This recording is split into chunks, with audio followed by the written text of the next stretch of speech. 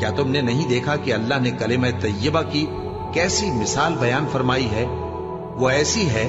جیسے پاکیزہ درخت جس کی جڑ مضبوط ہو اور شاخیں آسمان میں پھیلی ہو، وہ اپنے پروردگار کے حکم سے ہر موقع پر پھل لاتا ہو، اور اللہ لوگوں کے لیے مثالیں بیان فرماتا ہے تاکہ وہ نصیحت حاصل کریں۔ اور ناپاک بات یعنی غلط عقیدے کی مثال ناپاک درخت کی سی ہے کہ وہ زمین کے اوپر ہی سے اکھیڑ کر پھینک دیا جائے، اس کو ذرا بھی قرار و ثبات نہیں۔ اللہ مومنوں کے دلوں کو صحیح اور پکی بات سے دنیا کی زندگی میں بھی مضبوط رکھتا ہے اور آخرت میں بھی رکھے گا، اور اللہ بے انصافوں کو گمراہ کر دیتا ہے،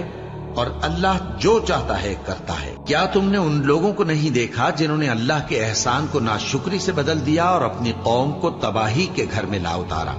یعنی دوزخ میں